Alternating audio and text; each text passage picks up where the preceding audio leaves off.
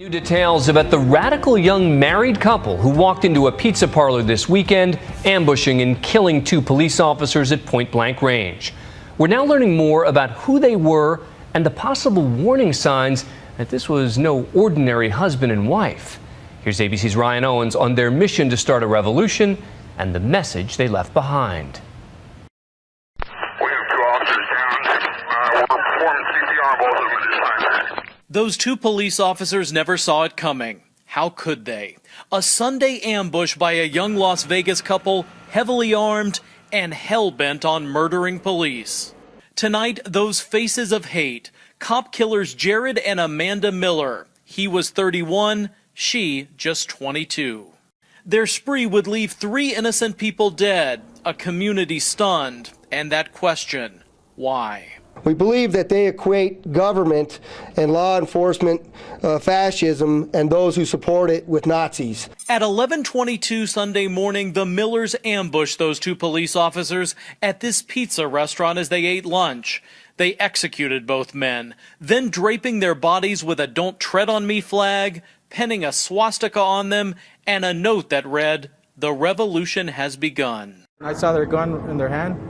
And he just told me to tell the cops that it was a revolution. The couple didn't stop there. They took the officers' guns and ran to this Walmart. A whole bunch of people start running towards the back, like the main exit or the emergency exit. 5 minutes later at 11:27, they shot and killed an armed civilian who confronted them.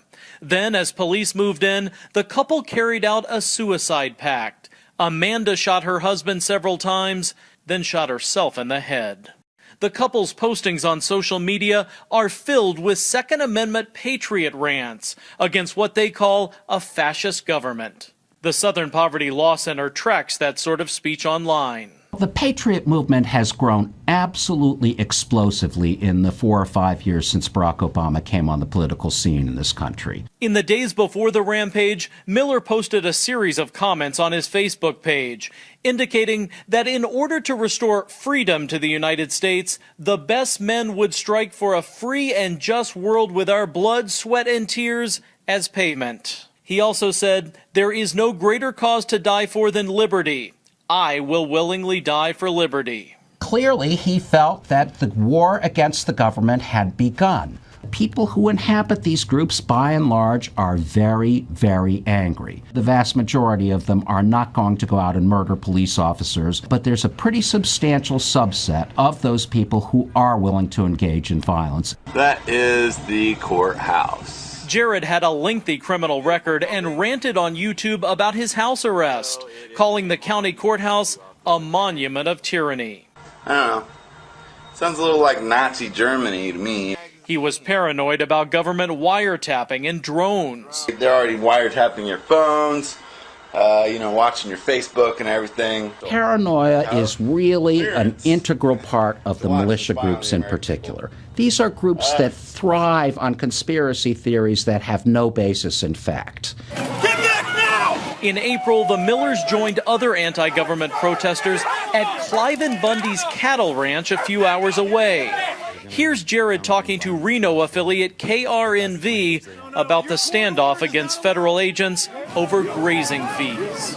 I feel sorry for any federal agents that want to come in here and try to push us around. But if they're going to come bring violence to us, well, if that's the language they want to speak, we'll learn it.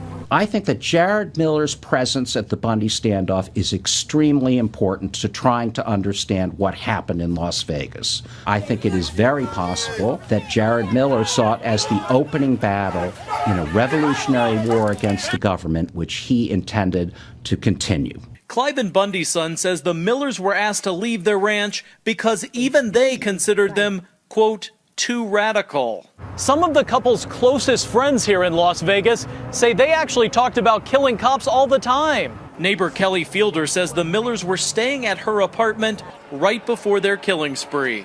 They had, a cart full of just ammunition, guns, everything.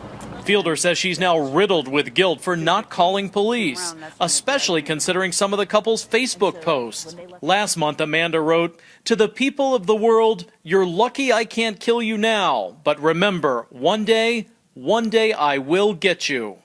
And on the day before their rampage, Jared's final post, the dawn of a new day. May all our coming sacrifices be worth it.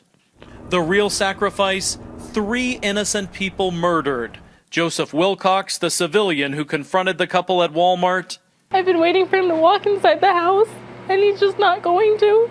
And those 2 Las Vegas police officers, Alan Beck and Igor Saldo, both husbands and fathers. Beck leaves behind 3 children, and Saldo, a new baby. I'm Ryan Owens for Nightline in Las Vegas.